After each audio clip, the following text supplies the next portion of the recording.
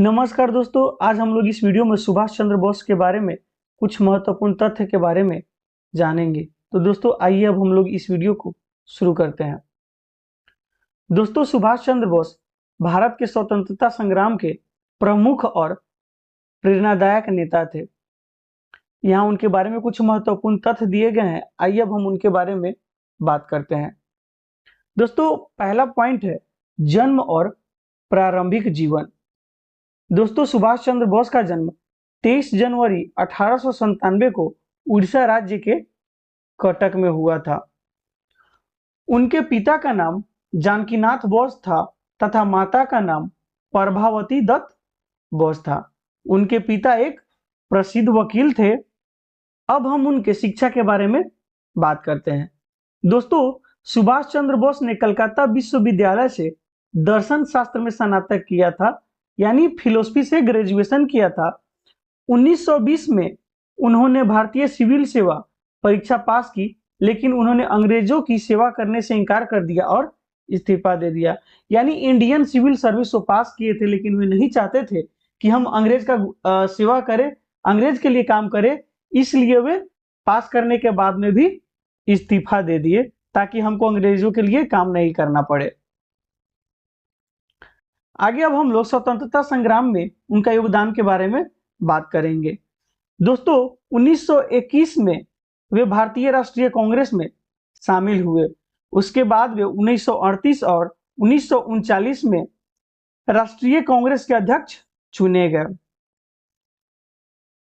आजाद हिंद फौज की स्थापना।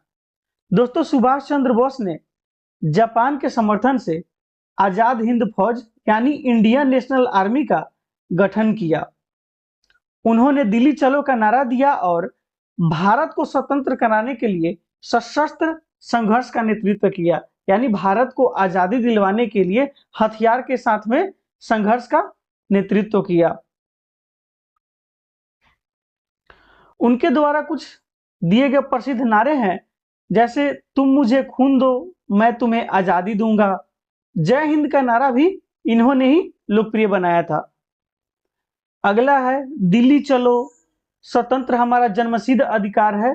यह उनके द्वारा दिया गया कुछ प्रसिद्ध नारा है। नेताजी का संबोधन, यानी उन्हें नेताजी कहकर किसने बुलाया था। दोस्तों उन्हें नेताजी की उपाधि जर्मनी में जो भारतीय लोग रहते थे उन्हीं ने दिया था।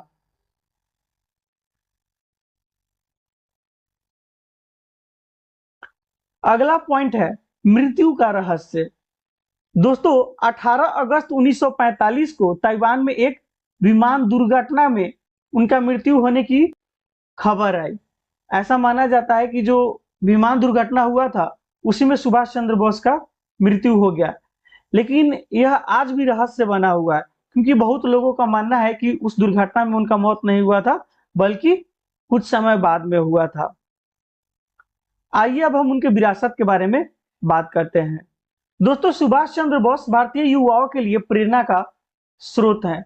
जितने भी भारतीय आज के युवा हैं, जितने भी आर्मी या जितने भी सेना के जो सदस्य हैं, वे सभी उनसे प्रेरणा लेते हैं कि किस प्रकार अपने देश का सेवा करना चाहिए, अपने देश के लिए मर मिट जाने को तैयार होना चाहिए।